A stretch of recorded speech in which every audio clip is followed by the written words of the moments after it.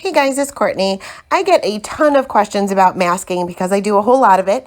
So I figured I would do a video showing you all of the different types of masks that I use or that I have.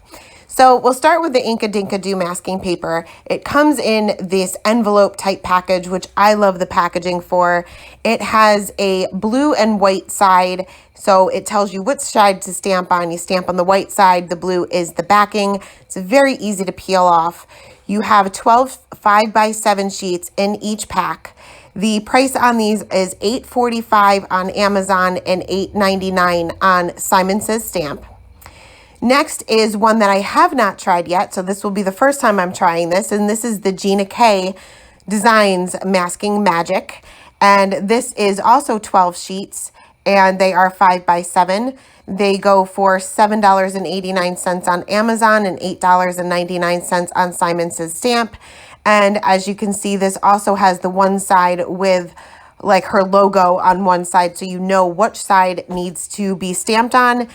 They have it's kind of split in the back, so it's kind of easy to peel as long as you're stamping over that line. Next, we have the Eclipse masking paper, and this comes in a roll, and this has lasted me forever. I've had this forever, and it's easy to do because you just cut off as much as you need.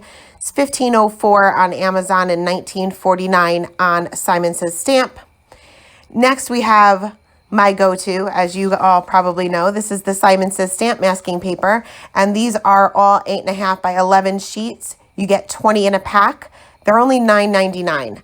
When I purchase from Simon Says Stamp, I get like 3 of these packs at one time because I never, ever want to run out. It is definitely my go-to. So I may be a little biased because I've been using this for so long, but for $10 for 20 sheets, it lasts you a really long time. The price is great. Next, we have the full stick Post-it notes. These are just regular Post-it note tape or Post-it notes, but they're sticky on the entire back. And they're the same size as regular Post-it notes. On Amazon, they are $7.49 for 6 and $19.99 on Simon Says Stamp, but you get 12 of them. Next, we're going to move on to what is the waterproof masking, and these are brand new to me. These are the Extreme Post-its, and it said they were waterproof, so I purchased them. I haven't used them yet, but we are going to try them out today. You get 12 of the Post-it note pads for $10.44 on Amazon. They are a different texture than regular paper, but they are not full stick. So they only have that one little strip of adhesive like traditional Post-it notes have. But we're going to test them out against some watercolor. Next, we have the Liquid Frisket, which there's many different brands of this. And quite honestly, the one that I have here is not my favorite, but it is $9.04 on Amazon and $13.69 on Simon Says Stamp. You can see that it kind of gets a little gummy on the top because it dries very quickly, but it's a very thick white liquid. I prefer the one that's kind of like an orange color because you can see where you're applying it.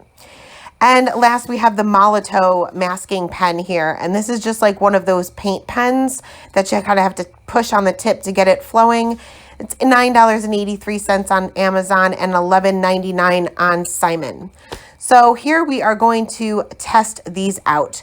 So I have a stamp here from Trinity Stamps because it's on my desk. And I figured it was a good image because it's got a lot of solid space, but it's also got those little ears, which are more intricate. So I'm just going to go ahead and stamp these on all of my masking papers, and obviously not with a Liquid Frisket Molotow pen, but I'm also stamping these on some cardstock here that I have. And they are labeled so I can test each one of these out. For the Extreme Post-its, the Molotow, and the Liquid Frisket, I'm using watercolor paper. And for all of the regular masking papers, the traditional masking papers, I guess you could say, I'm just using Neenah Solar White 80-pound cardstock. So we are going to go ahead and cut out our masks and apply these to all of our stamped images. Starting out with the Liquid Frisket and the Molotow first, because these do take some time to dry. For the Liquid Frisket, you don't want to shake the jar or the bottle. You kind of want to just twirl it around. You're going to want to use a very, very cheap paintbrush. These are the paintbrushes that are like $5 for $2 at the craft store, because you'll never be able to use it for anything else. Even though it takes a little bit of time to dry, it starts gumming up on the paintbrush as well as the paper. So as you're painting this on or painting this over your image, you want to kind of work in small areas at a time, and you want to make sure that you're not going over the same area after you've already applied it. Because if you do, you're just going to kind of pull some of that liquid frisket that's already began to dry, and you'll see that it's very, very gummy. It's a weird, weird texture. I prefer the orange because, like I said, you can see where you're painting. I did go out of the lines, and I'll show you what that looks like once we do our ink blending. But you will want to make sure that if you plan on keeping this paintbrush, you wash that off with some warm water right away. For the Molotow, I'm pretty much doing the same thing, only this is in a pen form. I'm going to dab that tip off to the side there just to get that liquid masking fluid or whatever it's called flowing, and then again working in small sections at a time. And all I'm really doing is just coloring in the entire image, just working in small sections at a time. This will dry very similar to the liquid frisket, so you want to make sure that you're not going over the same areas that you've already completed once they've already began to dry, which literally takes about 3 seconds. So just be super careful with that. Going to go ahead and put that aside to dry, and next we'll move on to the fussy cutting. And one of the questions I get asked is, do I cut my masks out, or do I use a scan and cut? I cut my masks out. So for my fussy cutting, I like to start off with the most intricate image while I have something to hold on to. And I'm turning the paper with my left hand and pretty much keeping the scissors straight and holding those in my right hand, which is my dominant hand. And I'm cutting right along that black line. You want to get right on that black line if at all possible. I know each and every stamped image is a little bit different as far as the thickness of those lines, so it can be a little tricky sometimes. Keep in mind that you can always go back in and fix little areas up. If you have a little bit of that masking paper kind of hanging off the side that's getting in your way, just trim that off and keep going. So this is the Inka Dinka Doo masking paper. I'm going to go ahead and peel off the backing, which is super, super easy to peel off. And I like to start lining my mask up at the most intricate area, which is his little ears, and then make sure that the rest of it fits nicely within that stamped image. Next is the Gina K. This also has the backing paper, so this is super easy to cut. In fact, my scissors kind of glided right through it. This was really, really easy to cut. It's kind of got a film on it, and it's not very thick. So it's very, very easy to cut. Again, just cutting that out the same way as I did before. Not going to show you all of the fussy cutting here, but the backing paper, I think you would call it, is a little bit difficult to peel off on this one. So you want to be careful if your image is very intricate that you're peeling that off very carefully, because you may rip the paper itself. But that just shows that your masking paper is very tacky, and it's going to hold up through ink blending and everything else that you may need to do over it. And that also is usually a good indication that this is going to be reusable for several cards. So next we are going to move on to the Eclipse masking paper. Now this does not have a backing. This comes in that roll. So it's a little bit more difficult to cut. It's not impossible, because honestly it's not super, super tacky.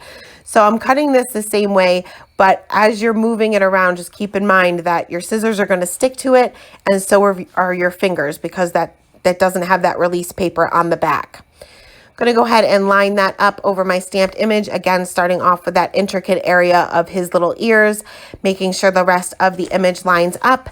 And then we will move on to the full stick Post-its, which are also fully sticky with no backing paper or release paper on it. Only these are a lot more tacky than the Eclipse masking paper. So these are a little bit more difficult to cut out if you struggle with fussy cutting, because your fingers and your scissors are really, really going to stick to it. If you're going to do a lot of fussy cutting, I definitely recommend a good pair of scissors for your fussy cutting. I like these Fiskars. They work great for me. I'll link them below if you're interested. But the Cutter Bees, and there's several out there that are very good for fussy cutting. Last, we're going to move on to my Simon Says stamp masking paper, not my Simon Says stamp masking paper, but my favorite, the Simon Says stamp masking paper. And again, this has the release paper, so it's very easy to cut. There is no stickiness that you have to worry about sticking to as you're trying to cut this out. It is a little bit thicker than that Gina K. So again, this is where a good pair of scissors comes into play. Again, the release paper is sticky but pretty easy to tear off, but that's because the masking paper is fairly tacky. So next we are going to test these out. I'm going to start off with the waterproofing ones. Oh, first I got to cut this extreme one out. Forgot about this one. So this has the very sticky strip on the top, but the rest is not sticky. So the sticky strip on the top is extremely sticky. So I had a little bit of a hard time getting through those intricate areas. The rest of the paper is kind of like crepe paper, like that stuff that you use for like birthday parties and stuff. That's what it kind of reminds me of, only it's very, very durable. I couldn't tear it with my fingers. So it's not as thin as crepe paper, but it kind of has the same texture to it. So because I don't have the full sticky back to this paper, I'm going to bring out my Tombow Multi Glue, which is my go-to for everything, but it's also repositionable when it's dry. So I'm going to squeeze a little bit of that out and rub that around with my fingers, let that dry for about a minute or so, and then it becomes repositionable. And I'm just going to go ahead and lay down my mask, and I won't have a problem tearing that up, but it should stay in place through all of my ink blending and watercoloring. So we are going to test out our everything here. So we're going to start off with the watercolor paper. I'm squishing out some peacock feathers, distress oxides onto an acrylic block because I'm going to do ink blending and watercolor because I want to test out both for these. Starting with the extreme post-its, I'm just doing some ink blending on the top to see if the mask shifts around. Also want to see if the ink kind of bleeds through. And then I'm taking a water brush and just adding that same peacock feathers to the bottom, just watered down naturally. And this is watercolor paper, so I don't have to worry about the moisture. Going to do the same thing for the liquid frisket and the Molotow, and there with the liquid frisket, you can see where I went out of the lines on the side of his little face there. It is masking it. So going to add the ink blending and the watercolor on the bottom for the liquid frisket as well as the Molotow. And I'm adding a whole lot of ink here because I want to see if it bleeds through. I want to see if it seeps through that mask, and I'll do the same thing for the masking paper as well. Going to add that watercolor to the bottom, and then I'm going to put these panels aside to dry for a little bit because you will want to make sure, especially with the watercolor, that it is completely dry before you try to remove your masks. So next for the masking paper, for the Ink-a-Dink-a-Doo, I had a little bit of issue with that one little ear there. It kept shifting around, so I kept popping that back in place while I did my ink blending, but it did shift around a little bit, which means that my distress oxides did get onto that ear, but you really never know to what extent until you remove your mask. For the Gina K, I didn't have any issues. That stayed right in place, including his little ears. Same thing for the Simon Says stamp masking paper, and like I said, I am adding a ton of ink here, and I'm going in every direction. I'm going clockwise, counterclockwise, up and down, and straight across because I want to make sure that the masks are holding up through the ink blending, especially the ears. The little teeny tiny areas are usually the areas that you need to worry about. So finishing off here, I'm using the Eclipse, and I also had the same issue with his little ear for this one as well. This masking paper is not quite as tacky. I typically use this for like scenes for larger areas like snowbanks and things like that. So we're going to go ahead and remove our masks now. I like to use the tip of my scissors to kind of get my masks started. The Ink-a-Dink-a-Doo was super easy to, in fact, a little bit too easy to peel up because I could feel as I peeled it up, the ink started to seep through. It was very thin, but it didn't bleed through, and except for the ear, it did hold up. Gina K, super easy to peel up, but it held up beautifully, no bleeding through. For the Simon Says stamp masking paper, I already know the results of this one. It is a little bit more difficult to peel up, but that means that this mask can be used several times, and no bleeding and no shifting for that mask either. The full stick Post-it note, same thing. It held up and there was no bleeding through. And last, we are going to finish off with the Eclipse masking paper, and it did not bleed through, but you can see that one little ear has some ink there where it kept shifting as I did my ink blending. So next we're going to move on to the watercolor here. For the Extreme Post-it note, you can see that it is not waterproof. His little legs there are full of blue, but the top held up beautifully for the ink blending. For the liquid frisket, you can just remove this with your finger. So I just dabbed off that watercolor that's kind of sitting on top, and then I'm just rubbing my finger over it, and you can see how it gets all gummy and it gets kind of gross. It's not fun, but I just peeled that up, and you can see that I did have some areas where it bled through. I felt like I did cover it up very well, but again, it was white. It was hard to see, but I did have a few little areas where it did kind of bleed through a little bit. Last, for the Molotow, again, you can use your finger here, but it wasn't really working for me. So I'm just going to use a regular old eraser. You do not want to use a sand eraser for this because you're going to actually just take off parts of the paper. So I'm just using a regular old pencil eraser, and I'm going in with very light pressure with little areas at a time until I no longer see that blue. If you use the sand eraser and you apply too much pressure, or even a regular eraser and apply too much pressure, you're going to remove the top portion or the top layer of the card or the card stock. You don't want to do that. So you can see that it pretty much held up for the ink blending and the watercolor, but the color of the Molotow actually was left behind a little teeny tiny bit. If you're going to color over it, no big deal. So there was all of the masks that I have. These are my two favorite by far. Gina K, I think, may be my new go-to once I run out of the Simon, which probably won't be for another couple of years.